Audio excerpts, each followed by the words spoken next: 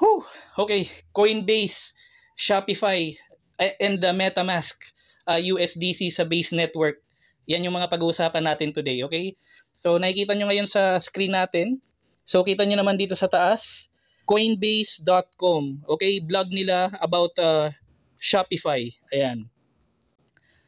So Coinbase and Shopify bring USDC stablecoin payments on Base Network to millions of merchants worldwide, okay? So matindi to. Sa madaling salita, tapos ko nang basahin tong article and na-overwhelm ako dito, honestly. Kasi nai-imagine ko na lang kung gaano yung magiging impact nito in the long run, okay? Sa ngayon, yung mga nakakaintindi pa lang or nakaka-appreciate ng cryptocurrency yung talagang ma-overwhelm dito kagaya nung naririnig nyo ngayon sa tone of voice ko. Yung mga pangkaraniwang tao siguro dead ma lang sila dito. Wala nga siguro silang idea kung ano tong mga nangyayari na to. Okay? So imagine niyo na lang isang malaking ito yung Coinbase top centralized cryptocurrency exchange sa buong mundo sa US, okay, United States. Tapos Shopify talagang established sought after na e-commerce platform globally. So e-commerce 'yan. USDC, okay? Based on my own research based on my own perception, when it comes to usapan ng stablecoin, mas may tiwala ako sa USDC stablecoin compared sa USDT stablecoin, okay? Bakit? Kasi yung USDC stablecoin, pag hinanapan mo talaga siya ng proof of reserves, meron talaga siyang may papakitang proof or actual data na 1:1. For example, 1 USDC talagang meron silang nakapeg or naka-back up na $1 in fiat, okay, or actual dollar, okay? Compared sa USDT, hindi talaga siya fully 100% na fully backed ng actual dollars in value, okay?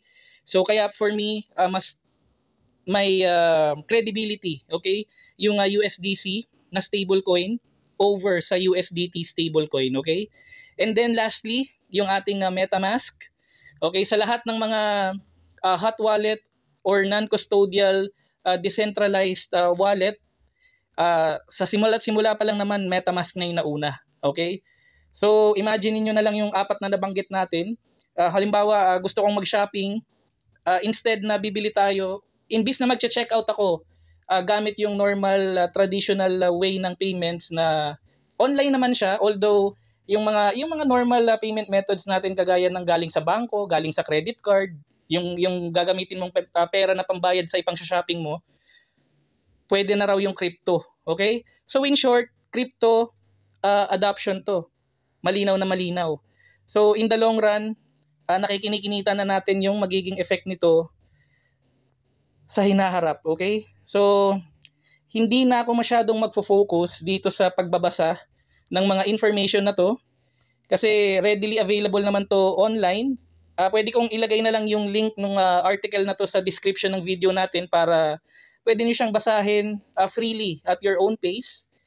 Okay? And magfo-focus tayo sa yung talagang yung actual na basic idea kung paano siya gawin sa totoong buhay, okay? Okay, honestly guys, hindi ako a fan ng Ethereum and hindi rin ako madalas gumamit nung network ng Ethereum and yung base, alam ko siya pero hindi ko rin siya normally ginagamit. So nung nabasa ko to, saka lang ako nakapag-research, okay? So yung unang-una dito guys, halimbawa ito MetaMask, di ba? Make sure na yung network na nakalagin sa MetaMask mo nasa base, okay? So sabi ko dito, this means base network kasi nga 'di ba yung base network layer 2 siya ng Ethereum.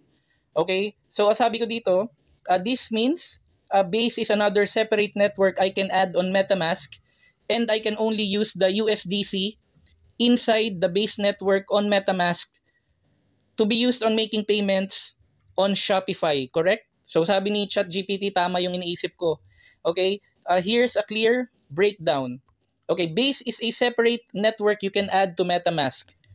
Okay, so kapag pumunta tayo sa MetaMask account natin, kitang-kita naman natin, added na yung Base network. So okay na tayo dyan. Okay, Base is a layer 2 blockchain built by Coinbase that runs on top. Okay, on top guys ng Ethereum. Okay, but operates separately on its own network name and RPC settings. Okay. Okay, this means that you cannot use a USDC on Ethereum or USDC on Polygon, okay? So ibig sabihin, kapag ka nandito tayo sa Base network, yung gagamitin mong USDC, yung nandito mismo sa Base network sa MetaMask. Okay? Kasi kapag ka maling network yung ginamit mo na USDC, mawawala lang yung payment mo. Mawawala lang yung USDC na ipambabayad mo sa Shopify. Okay? Pagka ginawa mo sa maling network yun, goodbye na dun sa USDC mo. Okay? So klaro tayo dyan. Basic na basic yan when it comes to crypto. So dapat naiintindihan natin yan. Okay? So nagtanong ako, can I directly buy Ethereum from a centralized exchange using Base network to send it through MetaMask? Also using the Base network to avoid high Ethereum gas fees, okay? So tama yung iniisip natin, tama yung nasa isip ko kanina. Here's a simple strategy. Instead of buying Ethereum on Ethereum mainnet and paying high gas fees to bridge it, just buy Ethereum on a centralized exchange that supports withdrawal to the Base network. Okay? So mas okay to kasi mas makaiwas tayo sa mahal na gas fee ng Ethereum. Okay? So which exchanges support Ethereum withdrawals to Base? Ayan. So Coinbase din, 'di ba ang utak nila? So ang talino, 'di ba? So dito rin pupunta yung tao para bumili ng Ethereum. Okay? Kasi may option sila na na i-withdraw yung Ethereum papunta sa MetaMask, pero yung network na gagamitin mo, Base network, which is yung layer 2 ng Ethereum. Ayan. So, di ba, make sense ang uutak talaga nila, di ba? Okay. Explain to me in simple terms, Base is a layer 2 of Ethereum. Okay, so ito yung explanation ni ChatGPT. Yung Ethereum, yun yung main foundation, layer 1. Okay, think of Ethereum like a big city where everything happens. People or yung mga apps, okay, live transactions, cars, move around, and security is super strong. Okay, but it's also crowded and expensive. Every transaction like sending tokens or using smart contract can take time and cost high gas fees. Okay, so ano naman yung Base? Base network, kumbaga pagka gumawa ka ng analogy, yung Base network para siyang expressway. Okay, a fast highway above the city, layer 2. Okay, Base is a layer 2 built on top of Ethereum. Okay, ang ganda nung naisip niyang analogy. Okay, so it's kind of like a high-speed expressway which connects to the city but avoids the traffic. Okay, it uses Ethereum for security, so it's safe.